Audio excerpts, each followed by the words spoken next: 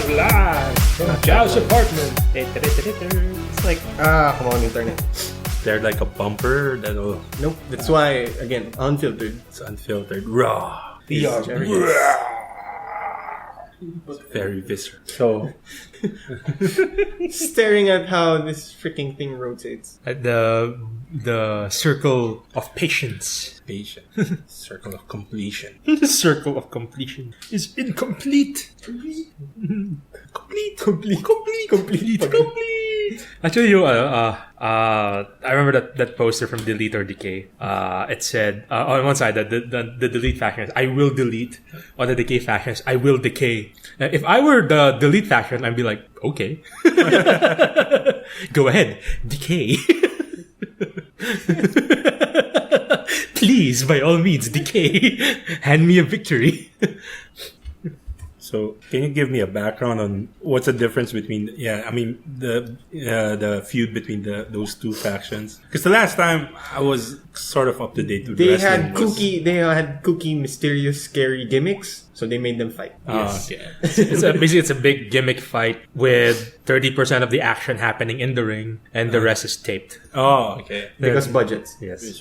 But the stuff that's happening off ring, that's happening pre-recorded, is it any good? It's okay. It's entertaining. Yeah, the one that you're seeing to watch is not the wrestling. Yeah. It's the absurdity. It's the absurdity. It's like what's a good metaphor? Is it like a postmodern performance art thing? Sort of. It's just in the age of kayfabe. Oh, they're okay. still trying. It's super kayfabe. Yeah. Yes, it's turbocharged kayfabe. in the age of kayfabe is dead. They are like still maintaining that. They're still flying the flag. Flying the Flying the flag. flag of kayfabe, and in that sense, it's kind of It's kind of cool. being Yeah. self-ironic now. Yeah. Actually, it's post-ironic. I don't think...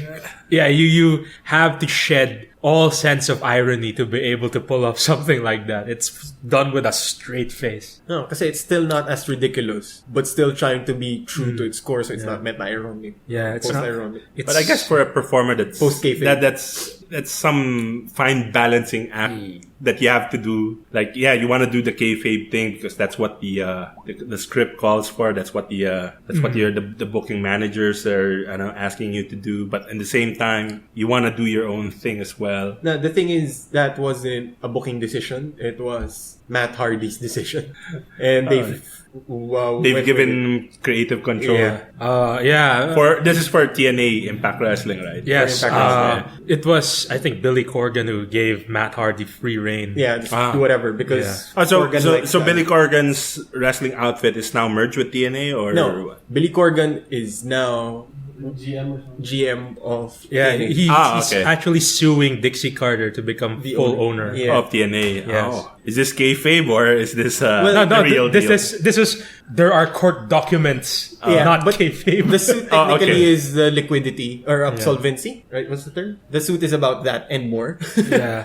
That's the main part of the suit. But because Corgan wants control of TNA, Yeah. Dixie's not gonna let up. Of course. Yeah. And the rumor was that if this was to go down, Corgan was to sell access to TNA's library to WWE. For cheap. Yeah, because the WWE actually released a survey for the network. If you're willing to pay, you have the $9.99, right? Yeah, so you're a subscriber now. If you're willing to pay $14.99 for the addition of content from the indies. Okay. Yeah, so But it's not the live content. It's No. like The older stuff. pay-per-views Yeah, and older stuff. Okay.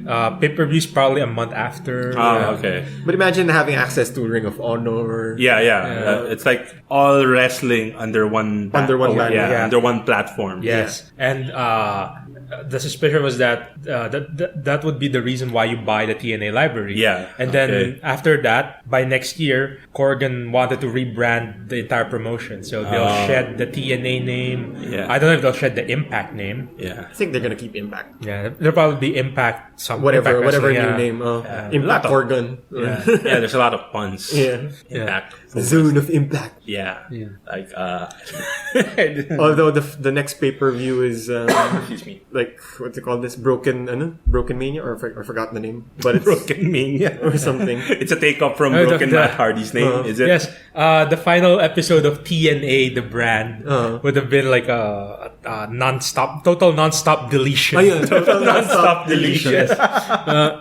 Total non-stop deletion and a whole takeover by the Matt Hardy, the Broken family. Yeah, he actually King Maxil. he actually tweeted out that if Vince McMahon will allow New Day to appear in total non-stop deletion, he'll appear in WWE programming. Oh wow, that's interesting. In the Bucks of Youth. In the Bucks of Youth, yeah. One of their favorite tag. They're a good independent tag team. So what's the feedback so far from Of course, the big WWE being WWE, we don't care about you. Yeah, Oh, they don't. yeah, nothing exists outside of companies we're in contract with, like Yeah. Evolve. But It's kind of weird, like WWE sees itself in its kayfabe that as it's the only thing in wrestling. Because that's what that's- McMahon did. Yeah. That's how he took over. yeah, By destroying what wrestling was. you know why there Territories. were rumors that WWE was purchasing TNA? Because on Talking Smack, they allowed AJ Styles to mention the promotion's name. Okay. So they're putting in there. Yeah. But yeah, because of this entire legal mess, all of that's just on hold, I guess, until somebody resolves the entire thing. So should we start formally? Like 20 minutes. or should we just keep talking about pro wrestling? Hey, welcome to Bodega Nights. Hey. My name is AJ. My name is John. My name is Cima. And Joao is lurking in the chat. because we're in the middle of the feed. I don't know how you're gonna record this for the audio podcast version. We're currently live as what we always do these days, which is a step up, man. It's a great step up. Amazing step up. Yeah. Step up two. Step up to I haven't seen Step that. up more revolution. The next generation of dancing. Yeah, but anyway, I was thinking Generation. Sorry. So yeah, we were talking about TNA Impact Wrestling and Yeah. all the things, the issues that were surrounding it. And I was thinking it'd be a great storyline if Dixie Carter and Billy Corgan put representatives to duke it out. whoever in the wrestling whoever ring. wins gets the company. Yeah, I mean, come on, That's a good story arc. They could do that. it's a logical conclusion. Kayfabe, but Yeah, it's a logical conclusion in a pro wrestling. Yeah, in a pro wrestling. choose your world. champions. Yeah. It's like the invasion angle from the early 2000s when WWE bought WCW. Yeah, but this one's internal. Yeah. No one's invading TNA. Yeah, for but Christ's then sake. and then they used that to introduce a new wrestling character, Lord Justice, like the judge. Yeah, he's sitting in his bench, and then he doesn't like what he sees, so he comes down and lays the SmackDown TM on them, because it's a trademark term, so we have to honor that. And then he rips off his robes, and it turns out he's this jack dude. Oh, I thought he'd be Vince Russo. Or, yeah, I don't Or know. Scott Steiner. Yeah. He'd be like, all right, TNA ownership deed on a pole match. Because there's a lot of things that like moves like the scales of justice, the fist of Libra. I don't know, justice related terms. Court injunctions. Yeah, the TRO From out of nowhere. from out of nowhere. It's a TRO and it's a wrestling hold or something. I don't know. There's a lot of wrestling related things that you can put in. To be honest, like TNA is going day by day. Oh, really now? They're going day by day, and like we have just so you can see the chat. we have no idea how it's gonna go through even in the next month because they No, don't but have money they're actually paid up until January. because of Fight Network. Yeah. But how about Corgan? How about his money? How about the other investors? Because what Dixie Carter does is, if they had debt, he's gonna find a new one who will supply the money, use that money to pay off the debtors. It's like a pyramid scheme. It is, and it's scary.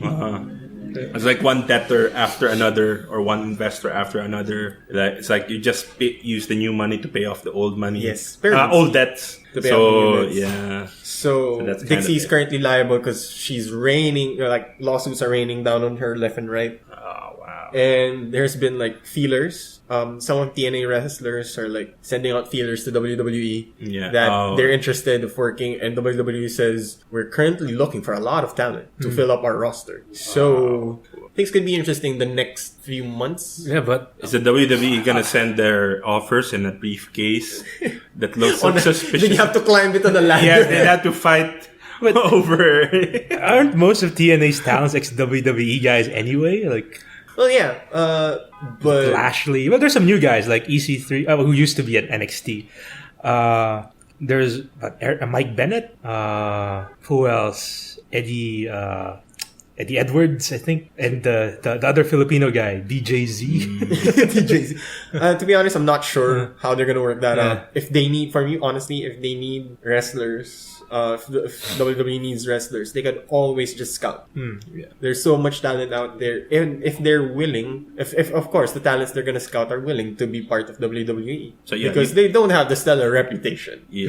So you'd have to forgive my ignorance about this, but among the remaining independent organizations, was TNA the largest or the most high profile? Technically, I don't consider TNA independent. It's not an independent, but yeah, of all the non-WWE promotions in the US, it's the only one with a consistent TV deal. That's why it was the only quote-unquote competitor to WWE.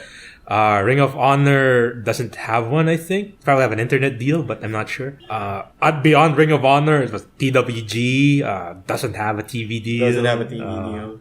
CCW is CCW, weird. no. It's weird. Yeah, but it wasn't It's gonna really get a just TV backyard, deal. glorified backyard wrestling. Yeah, I mean, they derive most of their revenue from live entertainment. I mean, actually, from ticket and then there's smaller promotions that are merchandising. smaller independent promotions that are pretty much schools. And then these schools, they have these promotions so that they're wrestlers, can have airtime have an before. outlet to practice there. Ultimately, and this is, I think, in the long run, bad for WWE. There is no competitor outside of TNA, and if TNA folds, there's nobody there to really push WWE or to provide an alternate workplace for those who wash out of WWE. So how do we define independent wrestling? Because I always see independent as those with a TV. Those who are independent, those who are not independent, doesn't have TV deals. Oh wait. No. If you have a TV deal, you're not independent. Yeah. No, that's why New Japan is not considered an indie promotion. Because they have TV deal. They have a TV deal, and they're like the second largest wrestling promotion in the world after WWE. But they're not WWE, so somebody might be tempted to call them indie, but they're not. They're just not big, and they have their own TV deal. Yeah, and subterranean lucha. Now I really call it subterranean lucha. Lucha Underground is AAA Mexico, right? And then, but it's I forgot the Latino network. I forgot. El Rey network. Yeah. So that's a TV deal. Yes, it's a TV deal. Plus, well, the thing about Lucha Underground is that it really blurs the line. I don't know if it's really a wrestling show or a TV show. And because the format is season, episode, and then it actually has a season. So they record an entire season's worth. Yeah. And what I like about Lucha Underground is the fact that it's so kayfabe. Like, it's so written in kayfabe. Like, one of the is the mayor of Los Angeles, and some of the characters you'd see. Yeah, it can afford itself a wide latitude of kayfabe because it's a self-contained universe. It's a TV show. Yeah, and it's they're grounded in like lucha libre traditions in wrestling, which is great to see for that type of format. Like the King of the Aztecs or Gift of the Gods is their what do you call that? Is their Money in the Bank. It's also like a diversification of lucha libre. It's not just Mexicans performing. Johnny Mundo. Johnny Mundo is white. Prince When Puma I first is saw black. him, I was like, Matanza is white. Matanza is white. I saw this Johnny Mundo guy before. And he had this Latina girl with him. Yeah, but my favorite is Pentagon Black, formerly Pentagon Junior. So my favorite under subterranean lucha. Why do you keep calling something? No, because Broken Matt Hardy called these brands with different names. Like for Lucha Underground, it's Subterranean Lucha. For Ring of Honor, Honorable Wrestling. For WWE, McMahon show. Mick Mahon's show. And then New Wrestling in Japan for New Japan Pro Wrestling. What about All Japan? All in Japan? That was instead of the Impact Zone, the Zone of Impact. So basically, he's just turning compound words and adding an F Yeah. to them off. But it's the middle. over. Like for me, I Yeah. call it now subterranean lucha because Yeah. first time I heard it in Jericho's podcast, I'm like, oh my So god. snack time would be a cup Time of of- coffee and a sandwich of ham. And then the thing I do admire about Matt Hardy is even in interviews, even in public appearances, he maintains kayfabe. Oh yeah, it's, Yeah, And it's on just that's Twitter. hard to do. Yeah. That's why his tough as wife. Jericho. Man. Yeah, that's why his wife is calling out people who are complaining about Matt during. Look, he said this and that. Like, don't you guys understand kayfabe? Like, Rebby had a tweet on that. I'm not sure if against Vader because Vader complains about everyone these days. But like, don't you understand that that's kayfabe and he's doing his job? So don't take everything he says personally. Yeah, but well, the old guard, I guess. They're not fans. They're not fans. Maybe because something did get lost in the fire. Something did get lost in the all the rapid changes. Like for example, Vader caught a lot of heat for Will Ospreay. for the Will Ospreay for disagreeing or for commenting on the Will Ospreay Ricochet match. And while it does sound like an old man just screaming at the cloud, the man did have a point. Yeah, he did have a point. Like, it's wrestling, and it's not supposed to be ballet. It's supposed to be a bunch of people hitting each other. And with too much flippy coordination, too much choreography. flippy choreography. Yeah. It begins to look more and more fake. And the last thing wrestling needs to do is look more fake. Now, for me, it became such an eye candy. It lost the storytelling or the dynamic of a match and how you tell a story through a match. Yeah. The ring psychology. Yeah, is that they call. there's no psychology. For me, that is Or what psychology stalls. of ring. there's no psychology of rings. Psychology of ring. Or thought, or the mat thought, if you want to stretch it. But that's why I do admire with matches like Kirby versus Ospreay. Right, that one, it had the flippy shit, but it still told the good ring psychology. But you know, it's a matter of how you do the thing. The reason Ospreay and Ricochet got a lot of freaking, like, it went viral was because of that flippy shit. And that looked cool. And to others who don't know what's wrestling now, it's like, they could do this now. So, for me, my case is, like, just like comic movies, if that's gonna get eyeballs to wrestling promotions or wrestling shows more and more, I don't mind. Let it do its job. When they see an AJ Styles, they'll be mesmerized anyway. They'll see an Alexa Bliss or they'll be okay with it anyway. I could watch Alexa Bliss outside of wrestling. In fact, I don't watch her for the wrestling at all. I watch her for her promos because, again, it's prize of the year. One of the things you might do in Jobber Talk, like, let's save some of these banter for the Jobber Talk most unprestigious For the top awards. of jobbers. The conversational. Conversational work. For conversations about enhancement talent. To use the correct WWE term. Enhancement talent conversation. Fortunately, our intrepid Jobber Talk host is It's currently on the unavailable. chat. So if you're live and on the chat, might as well join it. So, speaking of comic books, The Walking Dead, am I right? lots of walking, not enough dead for the past few seasons. But Didn't they like take a scythe to their cast this current season? Those spoilers, man. I haven't seen it. Yeah. All right. No, actually, yeah. Go ahead. Because I'm kind of losing interest now at the Walking Dead. Yeah, I mean, a lot of people are also voicing the same things. yeah, Over social media and in review websites because and it's such. just- It's a lot of the same all for me- over again. yeah, it's directionless death. Yeah. Death that didn't have any impact. Zone. Pornography. Gornography. Yeah, that's probably the proper term. Yeah.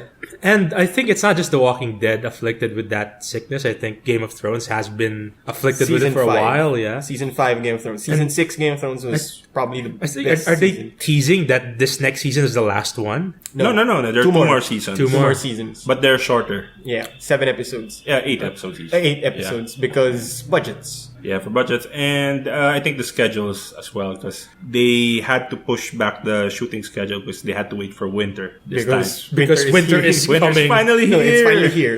Finally, all right. Winter's finally here. And I think Yeah. it's about time they ended it anyway. Yeah. No, but season 6 Game of Thrones is probably the best season of TV I've ever seen.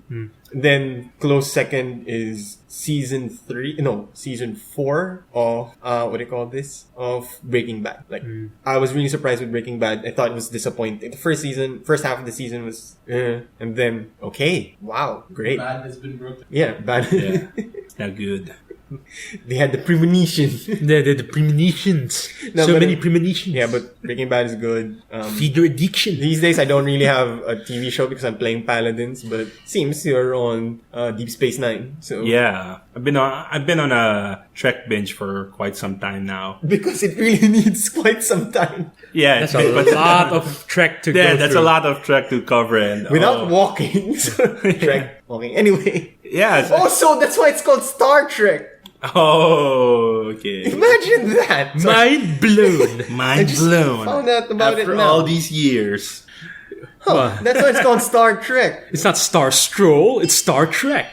That's what they. That was a joke in Star Trek: First Contact when they met Cochrane, Zephram Cochrane, the human who first pioneered space warp flight. And when he was talking to the crew of the Enterprise, he said something along the lines like, "Oh, so you're on a trek through the stars," something like that. So if it was the first time that something along the lines of Star Trek was ever uttered in a Star Trek movie or So if episode, we're I gonna think. do that, let's apply the same logic. A Star Trek is about them trekking through the stars. Yeah. If we're gonna apply that to Star Wars should be titled Star Family Arguments. Because it's just It's just one big family feud. arguing, yeah. It's just big family feud. It's just and one the big- survey says Star you Thanksgiving. are not the father. Star Maury Popovich. Maury Povich. Maury Popovich Popovich. would have been Oh. a great basketball coach that has, He just conducts paternity tests of all his players. Kawhi Leonard, you are the father. No, that would have been Dwight Howard. Because he is everybody's father, apparently. But it's weird that everybody knows in the group that I'm a Star Wars fan. Not as Yeah. huge as before. Yeah, but you made this observation before, yeah. Yeah. And I think we all But know no. that that's the whole of Star Wars is just actually A the family Skywalker, family drama. novels, yeah. But now it's weird that I'm not sure because I'm getting old or because I'm just appreciating what Star Trek is doing. Has done actually. Yeah. Star Trek has done, and I realized there could be coexistence. Just like what Star Trek is espousing. Maybe Star Wars should just change its title as the star turns. It's like a gigantic space soap opera anyway. Guiding So star. Yeah. the guiding star. Or Death Star fences. Instead of Dallas, Coruscant or something. So you guys saw the Star Wars Rogue One trailer, the final one? Yeah, I'm Yeah. okay with it. Not too hype. Yeah. The movie that I'm hyped to see is Logan. Yeah, Logan. Yeah, Not too Kinda hype looks good. about, but I'm really happy that for once we're gonna see something that is beyond the Star, like the core Skywalker, Star Wars, the yeah, Skywalker core Star Wars family film, yeah. feud, family argument. And- My problem is we're gonna see a lot of this come in the next few years. Yeah, because Disney has to make money. Yeah, because Yeah. it's the epic universe thing Yeah, that Disney does. after the last one, what episode was it? 7? 7. Yeah, so After episode 7, it's no longer must-see cinema for me because it's going to be 2 more movies of a Mary Sue with hardly any character development. for the core Star Wars film or the For the spin-off core. films? For the core. No, the core. Okay. Episode 7, 8, 9. 8, 9, yeah, 8, Yeah, I 9. just find Rey to be such an uncompelling protagonist, and her opposite is just such an uncompelling antagonist. And My biggest problem is the uncompelling protagonist. yeah, so It's just like me, which kind of yeah, she's so basic. we'll see what happens because if they don't build up again, I've raised this in episodes previous that if they don't build up Rey, they don't put her over to use wrestling parlance. What's the point? Yeah, that's the point. She's just like Roman Reigns. She's just a golden child, but there's no reason to be there. She has to have a reason to be there. She has to be a Skywalker. Yeah, the conflict, of course, has to be compelling. Yeah. It has to answer why did Luke Why is- Skywalker give up in the first place in fighting against spoiler alert, Kylo Ren's turning. Yeah, Martin also. Sorry. Martin on the chat pointed it out. Like, we talk about El Rey Network, and now we're talking about Rey. Yeah, but- it just rotates around. Yeah, for me, the only reason Rey's just cute. That's it. Doesn't really have any compelling virtues. She just seems to have her powers handed to her Just because she's the golden So child. we'll see. That's why I'm waiting to see it. But Logan for me is like using Johnny Cash, Jean Valjean Logan. When you hear the people singing the songs of Angry Wolverines. One more day to save X-23. Just one observation about the Star Wars movies in general. It kind of gets weirder that it is kind of weirder that the more that we progress with the Star Wars movies, the cleaner the technology supposedly is getting in the universe of Star Wars. Well, now it makes sense because it happens after episode 6, right? So it's now episode 7, 8, 9. So now we can integrate the things that we see like touchscreen tablets or touchscreen computing, and then actually an interesting direction since there's war anyway, and the Empire's done, or the Empire, all the reaches of the Empire's engulfed in war. Yeah. We could have had some sort of post-apocalyptic space landscapes, Which is what has to happen because they destroyed the capital cities. yes. Yeah, so that would be more The Walking Dead of Star Wars. Yes, that would be more interesting than look, everything's shiny and new again. Yeah. I mean, because of the simple fact that they were filmed in different times, you sort of see a regression in tech. You might as well go through all the way and have very little tech. Sort of like Mass Effect. I remember Mass Effect. The first Mass Effect, you had guns with nigh unlimited ammo. Yeah. When Mass Effect 2 came around, You have I to needed reload. heat clips? What are these heat clips? Why do I suddenly need ammo? Oh, gameplay. Yeah, Weak see, explanation. Yeah. Fine, I'll live with this because I could choose to be a dickbag in this game. And then there's also the thing with Star Wars. It's not necessarily science fiction. It's more space opera, like the space fantasy. Yeah. So the technology or the thinking behind the world, the world building, it has its own thing, but not necessarily science-based. I mean, we deal with midichlorians, yeah, which kind of ruined the Kind of ruined everything. Yeah. Like a bunch of Taoists in space. Oh. Yeah, back then the Jedi were sort of like But that's why I Taoists. agree with Mr. Plinkett's review of Star Wars. It's a palate cleanser, but it still leaves you sour. That's pretty much his conclusion. Like, I'm okay with what they did. They're trying. Good for you guys. Now let's get on to the actual thing you have to do. Yeah. Like episode 8. If episode 7 had a lot of pressure, episode 8 has to live up to what they're trying to do. And if they don't do it, they're screwed. I'm kind of concerned though about how they're gonna tell the story without it being too much dialogue heavy. What happened in the past? How Ben Solo, right? Yeah. How Ben Solo fell from grace and became Kylo Ren. I hope. It's I don't know. Are they gonna use flashbacks or No, they're gonna have a separate movie for that. I do hope it isn't dialogue heavy because none Yeah. of those guys can pull off good dialogue. Yeah, They get- it's No, so and it's not exposition. Star Wars. It doesn't. No, I'm pretty sure that's gonna be a movie in itself. Yeah. They're gonna pull that as a movie in itself. I'm not sure. Isn't that kind of a cheating? It's like DLCs. Yeah. More Oh, money. okay. Yeah. Because it's a Disneyfication of movies where everything has to be a grand universe. So, A grand universe where nothing bad ever happens. yeah, we'll see. They could reboot it anyway because it's funny how comic storytelling is now translating to movies because of comic storytelling. Because of comic book movies. Because of comic book movies. So Yeah. the universe reboots, which I'm pretty sure will Yeah, Marvel will do that after phase 3. Some of the things I really hated about comic books is the constant retconning, the constant rebooting. Yeah. But if your IPs, if you keep going back to the same IP, well, that's what you're going to end up doing anyway. But some things were only retconned in order to make it better fit the modern context. like Iron Man not being a veteran of the Vietnam War because it didn't make sense now. So they kind of moved that up to the Gulf War, the first Gulf War. But those are the little nuances. It's you're working still with the same things. Or at the very least, try something new, like create a new hero, or at least, or make the new Iron Man a descendant of the old Iron Man. Yeah. Either way, it's just jarring that you keep changing over and over, and it starts to make less sense every time. And I have a feeling. Are we gonna rant against these new not newfangled characters? Old man screams at cloud. I have a feeling. Speaking of reboots, I think DC will do a Crisis event. Again, Crisis event again. Another one? So That's how are they gonna call it this time? Because just call it the Crisis on Infinite Earths they already did that for the movie. The Crisis of Temporary Earths? Yeah, because Wait, are you talking about the comic books or The the movie. movies? Yeah, because the movies, I would absolutely love to see a Crisis event. Yes. Yeah. Where you have all of the stuff in the cinema, all of that Gotham crap, all of that like CW. Flash. Yeah, the Oh, CW universe. yeah. And you see all of that just come together in a Crisis, like an Infinite Crisis or a Crisis of Infinite Earths style. A Crisis of Infinite movies and IPs.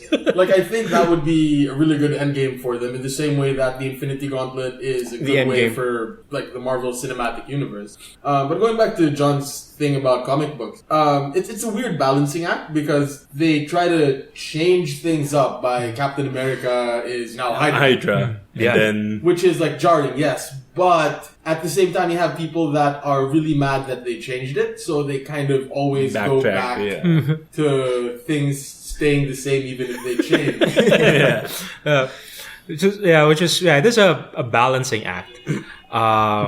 I just wish they'd let a story be, and use their creativity to expand the number of their IPs. I mean, you could go beyond Steve Rogers and still have Captain America, right? financial risks. the Falcon. Yeah, Black America. What's his name? Sam Wilson. Sam Wilson. Yeah. He's the new Captain America. Yeah. So, there was also a time when it was Bucky, right? Yeah, That for a was time. really good. Yeah. Yeah. That was a really good It's run. Bucky run. Yeah, when Winter Soldier was the Captain. Yeah. No, what I was commenting about about the Infinite Crisis thing is what title are going to use now. I think it was Joao who turned me on to these comic books. The first one in the I 80s. stopped listening and turned. He turned you on. He turned me on. You on? It's a very complicated. Yeah. No. In the 80s. Pull back, people. Pull back. Yeah, you really have to pull back. Oh. Anyway, Fun. PG. Yeah. So anyway, in the 80s, there was the Crisis on Infinite Earths, and then there was the Final Crisis. No, before Final Crisis was Identity Crisis. Remember that? And then there was an Infinite Crisis, which was kind of a reboot of Crisis on Infinite Earths. Yeah, because it got messy. It got messy. And then there was a Final Crisis. When I read it, I was thinking, this better be the last one. Because I'm getting confused here. A final crisis? Final Crisis 2? Final Crisis 7? No, the next is Time Crisis. Yeah. Action. Ultimate Crisis. I don't know. Dino Crisis. But then, to DC's credit, they haven't called anything Crisis in a long time. Which means it's due. They really, so that's why that thing that, I don't know, IP Crisis. New Crisis. No, we have the financial crisis. Financial Crisis of DC. Financial Crisis of Infinite Earths. Guys, how are we paying for these Infinite Earths? How are we paying for these movies? Diba? We need to buy more bonds, produce more money. Featuring Then Snyder. Batman, that's gonna increase debt, and debt doesn't have justice. But it's kind of, I don't know, Aquaman is like, we don't use money in that, so I'm out. it's kind of fitting though that in the current DC movie universe, it's Batman who's saving things again. Yeah. It's like Man of Steel, and then the Batman v Superman movies didn't really kind of hit the targets that DC was and Suicide targets. Squad was hoping for. But then again, the character that was the saving grace of those movies was Batman. So it's like Batman is saving DC Again. yet again. So it's Batman and everybody else. yeah. Yeah. The crisis bubble burst from Martin. Well, The naming crisis. I mean, I don't know what's The dawn of crisis. dawn of Dawn of Crisis. justice crisis. I don't know. DC has to Superman versus Crisis. DC has to Jesus Christ is superstar. Jesus Christ is Superstar. I'm going to hell. Crap, I'm going to hell. the best one yet. Yeah, DC has to get hold of a thesaurus or something because they're running out of crisis. They need more alternatives to the word crisis. Yeah. Well, We swear this is the last crisis ever. it's like Square. So, are you sure this is the final fantasy? Yeah, it's the 10th Final Fantasy, Part 2. Final Fantasy I X. still can't get over that. You know, Final Fantasy 10-2. So is it 12? Or 11. I don't know. So when is this Final Fantasy thing actually being final? Well, to be fair, at least, well, not anymore, but before, it used to be every Final Fantasy is a different story. Same gameplay elements, same styles, but it's now, you know, with the ridiculousness of the lightning returns. And Yeah, actually, they sort of flip back and forth between one or just a couple of universes Yeah. now. The universe of Evilis with the yeah, that one, and then that one with Titus. yeah, but for me, I find it weird because is Square afraid to come out with a new Final Fantasy? Also, they're like the comic book industry. Because that's what I'm feeling. That's why they're not whipping out a new Final Fantasy. That's why. Same as with Valve. The reason there's no Half-Life 3 is they're just afraid to release it. Yeah. But yeah, Final Fantasy I think has more leeway because they have had a history of great RPGs. They don't have. Well, I do like the remake of Final Fantasy VII. I like the idea of it, but I mean, let that be your reliving the past. I mean, it's time to come up with something for the future. And for me, Final Fantasy VII should be a tech demo. Well, they should use that to refine what they want to do to bring to the franchise gameplay-wise. yeah, although Can you still make turn-based work? XCOM showed you can. Yeah. So- with all the new technology. Yeah, with all the new technologies and whatnot. They Yes. showed it can work. And that's why I'm afraid for the reboot of Final Fantasy VII. Are they gonna keep the gameplay with upgraded graphics and whatever? ooh, the materia, Yeah. and the summons, Yeah. Knights of the Round Table. Exactly. All those look awesome already back then, even in the chibi animations. But if they're gonna do that for the remake, like, are they gonna keep the gameplay or gonna have some weird gameplay that they're gonna employ, like a Tekken style, whatever, which they did Or- in which Final Fantasy? Or the fake MMO Final Fantasy, I think. Was Yeah, 12? 14. I think. Oh, 14 Yeah. was the fake MMO. Yeah, but the new one though looks pretty good. I Yeah. liked it. I mean, it caught a lot of flack because all the protagonists were male, but you know, that's not really an issue Yeah, for if, me. if that's the story they want to yes, that's the story. That's the story. Yeah. But it looks good, and I think it goes back to the roots of JRPG, which is a bunch of teenagers having an epic adventure rather than this over serious world spanning thing. Yeah. Yeah. And it's always a group adventure. Yeah. That's what I like about. That's why one of my favorites is Wild Arms, and Suikoden is pretty much like Suikoden 1. Well, was, yeah, hero- Suikoden sort of immediately evolved into this big world-spanning drama. No, that's why for me 1 and 2, and then Yeah. like a world-spanning drama, but you have the center character are Yeah. just this tight-knit group who are stuck in the middle of it, and it's always good story material. Yeah, for me, Suikoden 2 will always be the best Suikoden. Yeah, Suikoden 2 is the best. Like, Especially since I was able to save the sister. Yeah. my first run through, I was not able to, because like they didn't read any guides Yeah. for that. Because I always do that, like for my video gaming, is I always do a blind run for the first time. Then on the second run, where's the guide? How do I get the 108 stars of destiny? Like I did that. For me, I just don't have time anymore. These days, For that's 2 fine. runs, yeah. No, well, way back when I was in elementary and high school, no problem. But these days, oh god, like just I was complaining to you earlier about Civ. How can you down 11 hours to something that doesn't have a like solid narrative? Well, you create your own narrative, arguably. Yeah. But like, how do you freaking play with that? Or last that long? Like one round for me was like, okay, I'm okay with this game already. Yeah, there's only like so much you can take, but I wish that narrative would take more of a center stage, because the narrative will allow you to limit the time you spend video on a particular activity or to give direction to gameplay. And I think Final Fantasy tends to have done that well. There's a central plot. Yeah, there's a central plot that more or less you can follow. Yeah, but it's very hard to create a narrative with grand games like Civ. Yeah. It's because you have to personalize a narrative to make it compelling. It's hard to personalize, say, the Mongols or or the Americans. It's hard to personalize being a godlike figure in a way of that world. So again, as usual, as always, my forever conclusion for these types of conversation is we'll wait and see. Yes, we'll wait and see. We'll see what they're gonna come up with. Squeenix. Squeenix, yes. But although they have been branching out though, from the RPG genre. That girl AG simulator game. Life is Strange. Life is Strange. I haven't played yet, yes. but I will get to that. I love that game. It's just right now I have a lot of things, but it's weird because it's so grounded in photography. Like she's a photographer, so and not just any photographer. She's a hipster photographer, and she's dropping like some of the names left and right. Like holy crap, I'm so into this. So. Are you gonna do a run through of that twice? First is blind run through, and then the second one is gonna. That's what I do. The completion. Actually, it's short enough that you could do that. Yeah, and the thing about those games is it's not so much you go through it. The first run is you will really be blind. Yeah. The second one is alternate options for those storytelling type games. For me, sometimes I go to the guide quickly because for one, it's hard because I rarely have time or interest for 2 separate runs, much less 3. So if there are like 2 endings I want to know how to get there.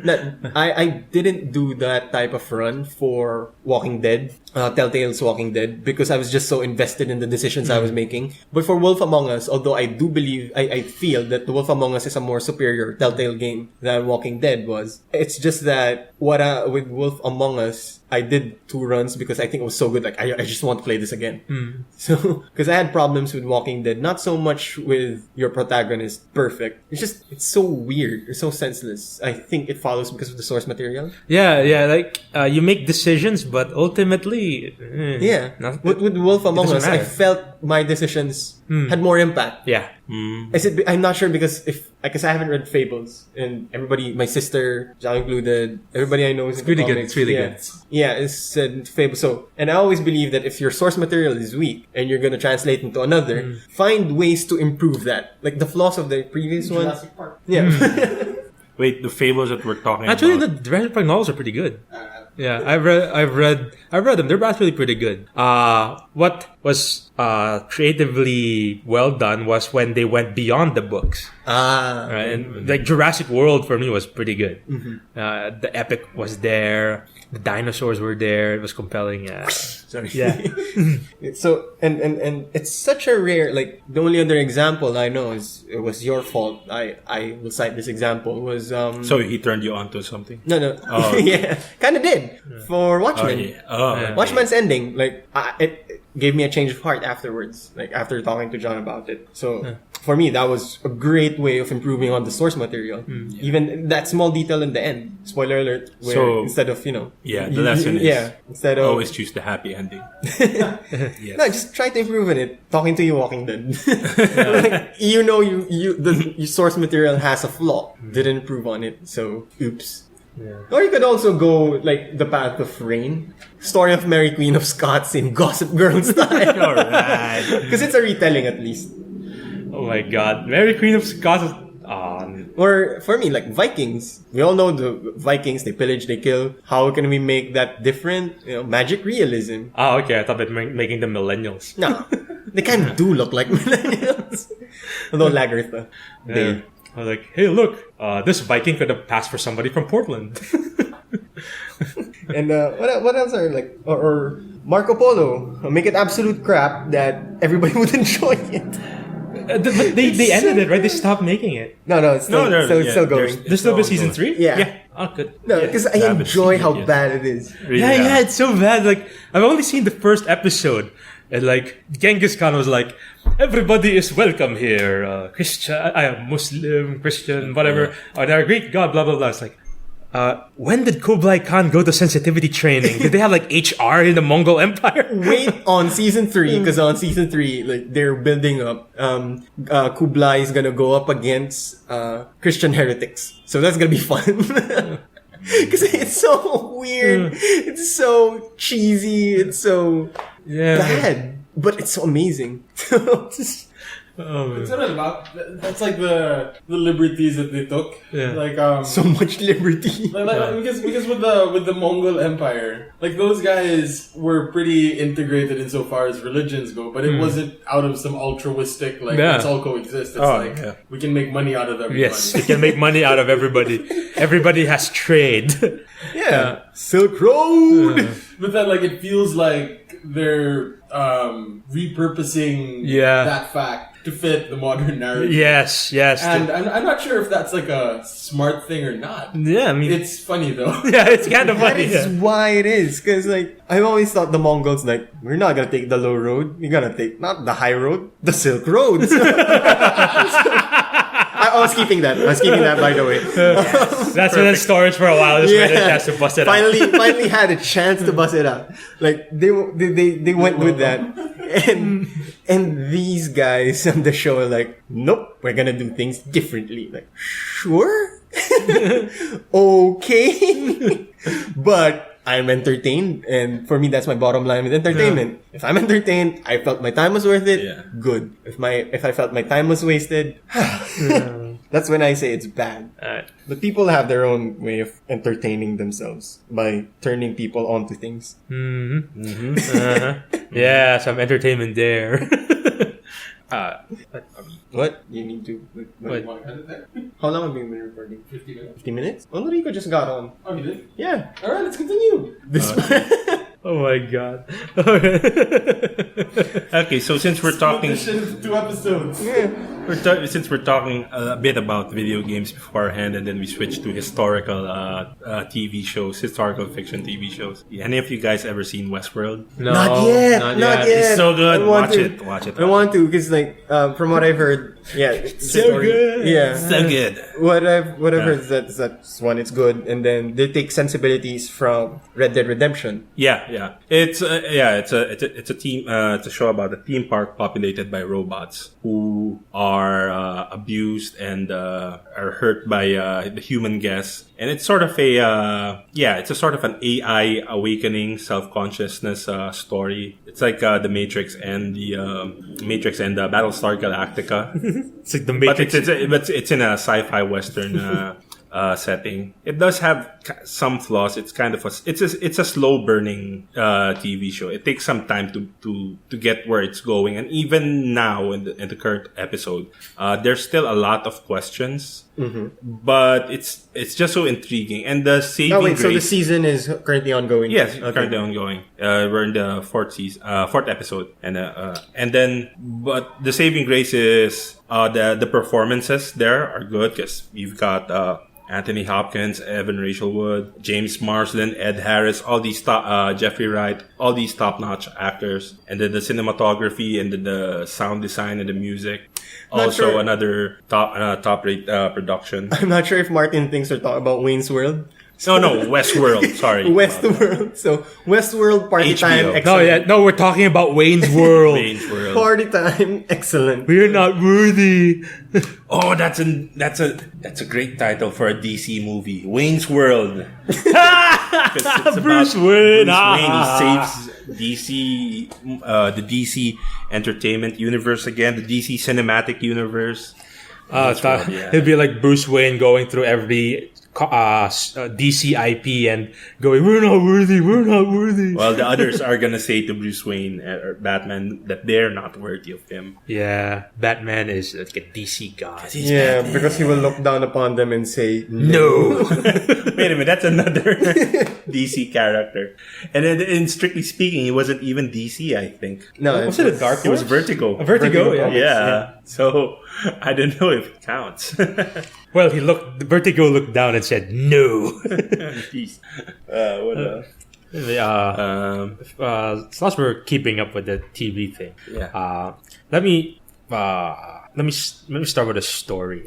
Okay. When we were at Overmind, we were one morning. We were just there. It was me, X, and a director we were working with for. We were editing his movie for a film fest, and we were discussing the prospect of a martial law based TV series for Philippine TV.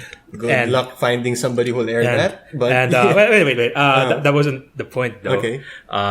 We were banding about concepts, and the director brought up this guy, Primitivo Mijares, I think, the guy who wrote Conjugal Dictatorship, and wanted to make a movie about him. And I suggested, well, why not we make it a series, just so we can really delve into the era of martial law and make it a period series. And he was like, I don't know. Will people watch a series about a doomed character knowing that he's doomed? And I'm like, Pablo Escobar. Which is for the point I was really actually going to. Yeah. Narcos was really good. Yeah. Because I was going to say Nedard Stark. Also, like, book readers know he's doomed. But they watched anyway. No, but with Pablo Escobar, he was a story character. Everybody knows he died in the end. What? No. John! Spoiler alert! No, that's okay. Everybody knows he dies in the end. Yeah, actually, I saw the first season of Escobar on Netflix and haven't seen Narcos. I'm sorry. See, it when you say Narcos, Pablo Escobar is the first name that comes to your mind. Yeah, I saw the first season of Narcos, but I haven't seen the second season of Narcos. But yeah, it's kind of obvious where it is going. Yeah. So go ahead. And they executed it well. Any cursory view of Pablo Escobar on Wikipedia will tell you the guy died. So you know it's coming. Yeah. But it didn't make the television any less compelling. Yeah. And actually, so I think I mentioned this on Facebook once. The genius of calling the series Narcos is that you can actually continue on beyond Escobar. Yeah. That was the logic behind what the producers, the showrunners were. Because originally, they wanted to title it Escobar. Just Escobar alone. And then they realized, you know what? We can expand this. There's a huge list of narcos. Yeah, narcotraficantes. Yeah, the traffickers. So they're gonna jump from each one. I think they're gonna do the true detective style of storytelling. Like every few seasons or so, if this gets arrested or this case gets closed, we jump to another narco, another cartel, and then I'm not sure if they're gonna do the continuity because at least for this one, the next up is Cali Cartel. Yeah. And you can still retain the characters. Yeah, so what if they need to jump like a few decades? What if they want to do an El Chapo? Yeah, with the Sinaloa cartel. But still, it's Narcos. Yeah. If they're still Narcos, why not? Why not? Yeah. And if you're gonna do the same style of storytelling, and then the term narcos itself also refers to the cops, the narcotics divisions, law enforcement. So it kind of works both ways. Actually, cool. That's why titling it works sometimes, except for Channel 14 because we just went with Channel 14. Yeah, Channel 14, fine. Yeah. It's pretty much how it is. But they didn't lock themselves up, which is such a good move on Netflix. And the latest news on Netflix I read is that they just went with like a 2 or 4 billion to do the global expansion. Yeah, they're gonna spend under 5.5 billion to develop their own, like more of their own products. Yes, Which for me is such a great move because I think the fact that they're gonna spend money again means their 4 billion gamble worked. Yeah. The fact that how many here are subscribed to Netflix right now, it's working. And I think it's a good idea. I think this is the way forward for TV because now you are looking at an investor who wants to expand the horizon rather than to maintain the ante of the status quo, which is what has been the problem of local TV for generations or for decades now. Yeah, and the thing about streaming services like that is you could put in whatever. If people will watch it, just, that's what they care about. If you could find a segment from our subscribers who will watch this and bring back money, no problem. So you don't have exclusivity or pandering to a certain demographic or celebrity. No more. It offers choice. It offers convenience for customers. On the end of producers and the streaming service, it also kind of offers some stability because you can film a whole season or a series right now. And then, there's a stability there because you're not you're not at the mercy of ratings or popular opinion. If something doesn't work, well, it didn't work. And if it clicks, And so far, Netflix creative control, well, at least the things that they're putting out with their own actual shows, they're pretty good. So they have a good batting average, at least. And the beauty of it is they have competition. In the Philippines, you have iFlix and Hook. And if we ever get Amazon here, Amazon Prime. Man, if you get Amazon here, that will be the end of my wallet. Yes, and that'll be the end of PowerBooks and Fully Booked. But Amazon Prime looks to have some good program. Like I, for one, would probably get Amazon Prime just to watch the new Top Gear. Grand Tour. Grand Tour. I'm not a car guy, but I absolutely love that show. The spiritual successor, right? The true Top Gear, because the new Top Gear sucks. It's like, what was that gray show? The Bake Off Challenge? Great British Bake Off. Great British Bake Off. Which also apparently is an amazing show. And then a bigger network watch it from BBC. And then the original hosts were like, we don't want this show anymore.